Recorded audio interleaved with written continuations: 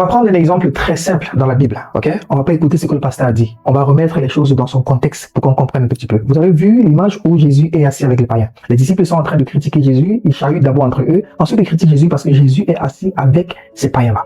Réfléchissez un temps soit peu. Si Jésus était en train de prêcher ces païens, nous sommes d'accord que les disciples ne seraient pas en train de bouder, qu'ils ne seraient pas en train de reprocher Jésus. Et qu'est-ce que Jésus les a dit? Je suis venu pour eux. Dans eux, il y a une stratégie pour pouvoir prêcher à quelqu'un qui est dans un bar ou un barman. Une maman qui, le matin, le soir, elle est uniquement dans les bruits. Tu vas d'abord devoir payer la boisson. Si tu n'as pas la capacité de payer, c'est que ce n'est pas ton champ de tir. Quand je dis boisson, je tiens à préciser que ça peut être de l'eau, ça peut être du jus, ça peut être de la bière, ça peut être du whisky, ça peut être du vin, parce que tout ça, c'est Dieu qui a créé pour nous. Il faut juste savoir comment l'utiliser. Donc, si tu n'as pas la possibilité de payer une bière, ou d'amener tes amis pour que vous puissiez boire ensemble, et ensuite prêcher, ça veut dire que cette catégorie de personnes à prêcher ne font pas partie de ton champ de tir. Concentre-toi sur les personnes qui n'ont pas besoin que tu payes quoi que ce soit pour pouvoir les prêcher, et sois quand même excellent dans ce que tu fais. Maintenant, je reviens à mon exemple. Jésus n'était pas en train de prêcher ces gars. Jésus était en train de sympathiser avec eux. Et je vais même soir plus loin avec les amis, je dis que Jésus était en train de boire avec eux. Jésus était en train de jouer au leader avec eux. Peut-être Jésus était même en train de fumer la chicha avec eux.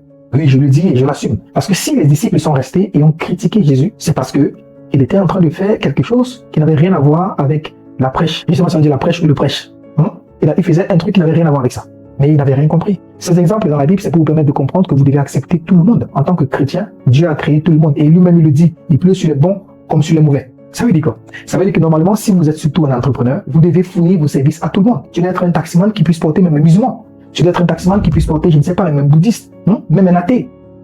Mais quand tu mets ton Jésus sur les guéris là, je suis John Tachouin Taylor, historien de passion, mais économiste de formation, PDG du groupe SOS Company qui fait dans l'import-export. Nous sommes basés en Afrique et en Europe. Donc, si vous avez besoin de produits ou de services allant de l'Europe pour l'Afrique, livrables par bateau comme par avion, vous pouvez nous contacter. Et on livre principalement actuellement, pour l'instant, au Cameroun et au Congo-Kinshasa.